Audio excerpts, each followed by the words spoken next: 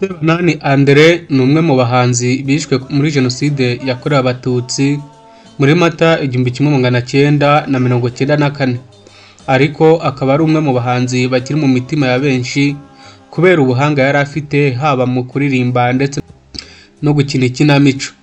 Uyu munsi u Rwanda n'Abanyarwanda turibuka ku nshuro ya 31 Jenoside yakorewe Abatutsi mu mwaka wa 1994. Tugiye kurebera hamwe ubuzima n'amateka yaranze Sebanani Andre. Sebanani Andre yavutse mu mwaka wa 1952, avukira mu cyahoze ari komine Kigoma muri perefegitura ya Gitarama, ubu akaba ari mu karere ka Nyanza, intara y'Amajyepfo. Amashuri yisumbuye yayize Ishyogwe, nyuma aza gukomereza muri Collège Officiel de Kigali. Nyamara yaje kwirukanwa hagati ajya gukora nk'umucungamari muri Trafipro i Kabgayi. Nk'uko tubikesha inama y'igihugu y'itangazamakuru, Sebanani yaje gukora kuri Radio Rwanda muri gahunda zikurikira: Discothèque Phonothèque ya Radio Rwanda, urwenya, ubuvanganzo bw'umwimerere nyarwanda, umukinnyi w'ikinamico mu itorero Indamutsa. Azwi cyane mu makinamico akinanye ubuhanga n'ubu agikundwa n'Abanyarwanda. Azwi cyane n'Inzashirira, Ingurugunzu, Nyiringagi, Icyanzu cy'Imana, iyo benshi bazi nka Uwera, n'izindi nyinshi. Yashakanye na Mukamurisa Anne Marie tariki ya 1 Nzeri mu mwaka wa 1979, babyarana abana 4 aribo Sheja Eliane wavutse mu 1981, Damarara Diane wavutse mu 1984, Shengo Frida wavutse mu 1985, na Songa Aristide ariwe Bucura wavutse mu 1988. Nyina w'aba bana bose we yagize amahirwe yo kurokoka, akaba avuga ko Songa atazi se neza kuko agize imyaka 2 mu mwaka wa 1990, Sebanani yahise afungwa mu bo leta yariho yitaga ibyitso by'inkotanyi. Afunguwe, ubuyobozi bwa Olenforo bwanze kumusubiza mu kazi ngo ntibakorana n'ibyitso. Yari umunyamakuru n'umuhanzi ukundwa ndetse ugikundwa na benshi.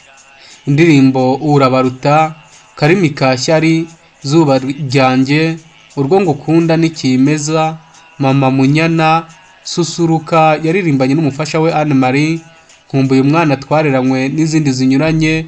Ni urwibutso rukomeye yasigiye Abanyarwanda. Kubera urukundo rwamurangagaho byatumye umufasha we amutura indirimbo y'urwibutso yise Uracyariho. Mukakarisa avuga ko iyi ndirimbo yagikoze mu rwego rwo kugaragaza ko nubwo Sebanani yavuye mu bamukunda ariko bakimuzirikana, kandi ko umuhanzi adapfa kuko ibihangano bye bituma aguma mu mitima y'abari bamuzi, aho usanga abantu benshi bamwibukira mu ndirimbo ze ndetse n'amakinamico atandukanye.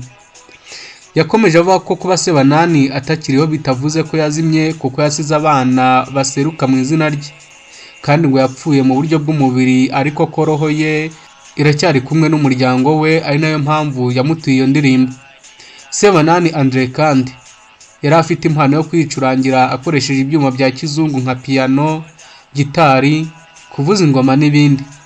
Mu mwaka wa 1973 nibwo yinjiye mu itsinda orchestre ryitwaga Vo Populi.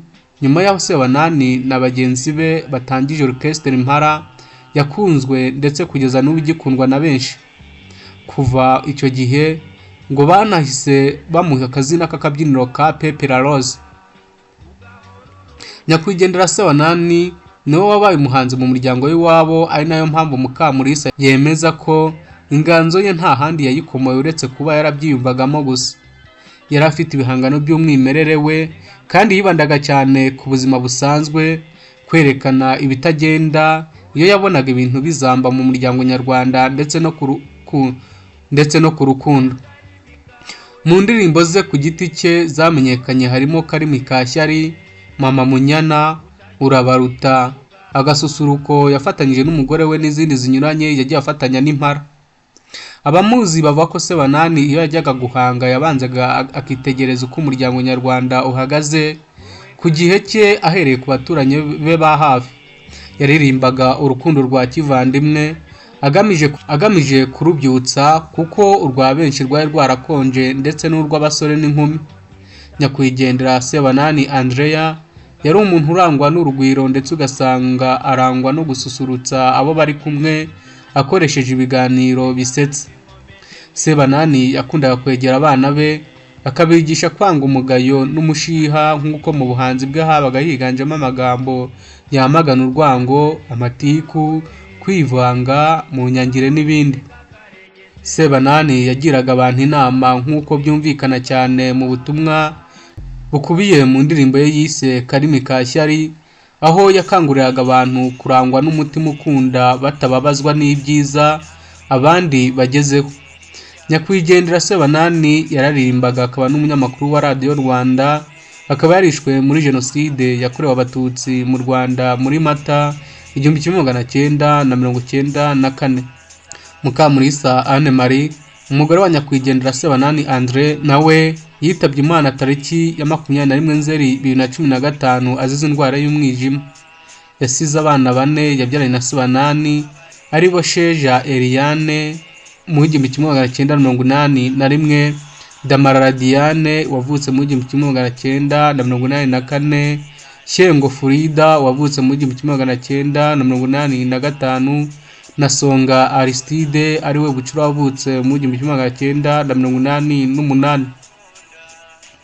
Rubyiruko Banyarwanda, tumenye amateka mabi yaranze igihugu cyacu, duharanira kubaka ejo heza hazira ivangura iryo ari ryo ryose. Turwanye ingengabitekerezo ya Jenoside, twamaganire kure abahakana bakanapfobya Jenoside yakorewe Abatutsi mu 1994.